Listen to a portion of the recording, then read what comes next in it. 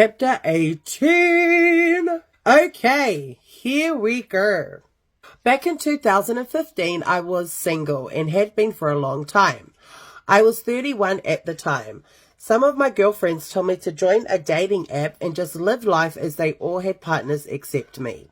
I joined and thought just to have fun, nothing serious. I met a Tongan guy on this dating app. We chatted for some time, then decided we would meet. On our first meet-up, Gama cleaned all the cobwebs. I beg your pardon, miss. First meet-up. Okay, I would do the same if he was Tongan too. But only to find out he was only 24. 24, 31, that's not too bad. We kept meeting up after that because damn, he was so good in bed. But at the same time, he had agreed that we could still meet other people. Fast forward a year, I was still chatting with him, but by this time I had met a nice Samoan guy and we had made it official but never said anything to the Tongan guy. And yes, I was floating between the two men. Then I stopped contact with the Tongan and focused on the Samoan who I am still with. Just last year, I found him watching a lot of girls on TikTok, so I gave him a hall pass just to get whatever out of his system. What? Wait! Let me read that properly. Just last year, I found him watching a lot of girls on TikTok. So I gave him a hall pass just to get whatever out of his system. Is that a thing? But I was shocked when he also gave me a pass.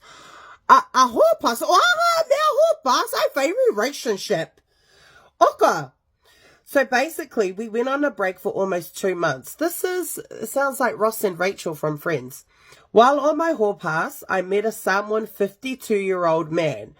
He didn't even look like he's anything over 40. Please don't tell me it's my dad. Please don't tell me it's my dad. We were like rabbits. It was anytime, any day, and anywhere. But at the same time, Hun, did you hear that? Anytime, any day, anywhere. But at the same time, my feelings were growing for this man. A few weeks later, I was feeling all so weird, but I kind of knew I was pregnant. So I tested, and sure enough, I was. I told my 52-year-old friend, and the bonga ua said to get a DNA test before I stepped foot back into the house. Why do you guys do this? Like, when you do the bad things, do you think God just magically puts babies in us? Like, of course you run the risk of getting someone pregnant. So I decided I would just focus on my pregnancy and cut all contact. Meanwhile, my mate on his hall pass was saying he's now ready. Oh, no. What is this? He's now ready. Oh my gosh. Okay, anyway. He didn't use his hall pass, by the way. Lies. Total lies. He completely used that. He was loyal as fuck. I had no choice but to tell him I was pregnant, and to my surprise, he accepted it. He accepted it because he was lying, because he probably got another girl pregnant on his hall pass. Does he drive a white Subaru, by the way? Told his family we were pregnant, and they treated me like a queen. I had a baby girl in May. Just a month ago, I finally got in contact with my now 53-year-old baby daddy because I needed him to do the DNA test, and results came back 99.9 related.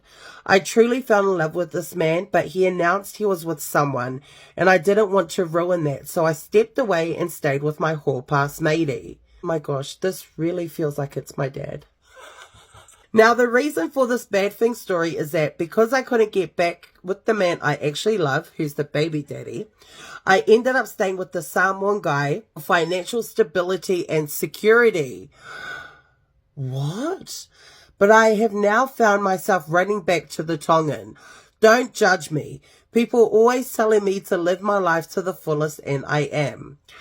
Well, like I always say to Teti, I gotta put me first, Lucius. Story. Okay, this one's titled Whakaleti Side Piece. What's Whakaleti? I know that's Tongan. Dear Auntie Luscious, the bad things all started with family friends. So back when I was in New Zealand, this was many years ago. My house was where cover night was held every Friday and Saturday nights, and it was a room full of men. Anywho, there was this guy that slid into my DMs. Let's call him Bolo. Bolo added me on Facebook and all social platforms. Me not minding it because he was a family friend. Girl, Bolo reacted to my photos and uploads, but guess how? In my DMs. So he's married. I was like, are you good? But I always kept him on scene or replied very dry, and he will always reply with a sentence, guy, like, read the room, sir. Bolo was good friends with my brothers and comes to cover, and there was no way I was going that way because I see him as family. Bolo will send R18 pics and selfies of himself on Snap. And then after he sees I've seen it, he will say, oh, sorry, it was wrong person. Well, at least he didn't say sis.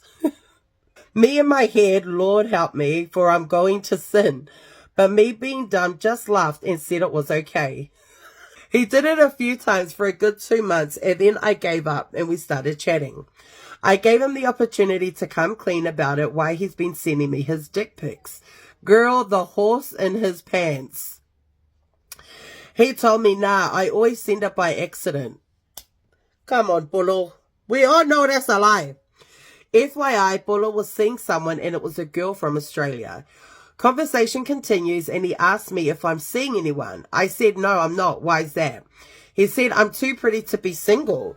And all I could think of was his, but I couldn't because of the relationship he has with my brothers. One Friday afternoon, I was home alone, just finished work, had a shower, and I can hear a car pull up. What the hell? Hello? Shiloh? It's G Mama. Shiloh, can you hear me? Did you just hear everything I was reading?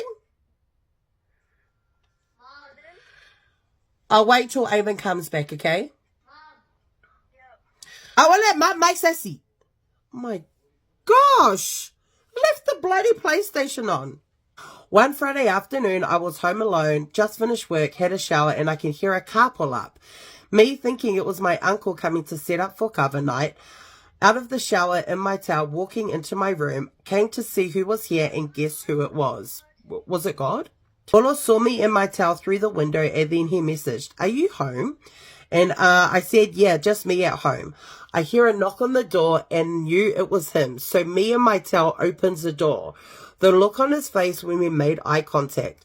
I said to him, the boys aren't home from work yet. He replied with a smile, oh, that's okay. Do you mind if I just wait here? More like, do you mind if I just wait in your room on your bed? I said, yeah, that's fine. Tell me, what do you do when a fine-ass guy is in your home and you two are alone? You call your dad and tell him there's a stranger in your room, like stranger danger? Yes, girl, I went in on it and took Bolo in my room. Surprise, surprise. Bolo got naked and we did the bad things for a good 2 hours.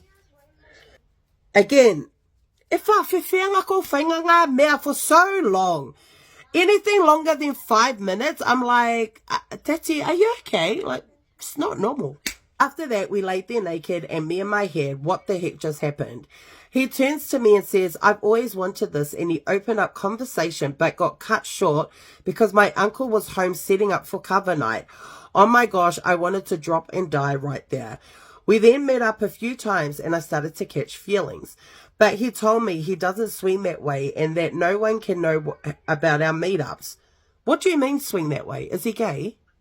I don't understand. Girl, a year later, I moved and started fresh. And Bolo has just currently moved here to New South Wales and now divorced. Do I HMU for old time's sake? What's HMU? I don't know what HMU means. But like I always say, I don't give advice, just don't get caught.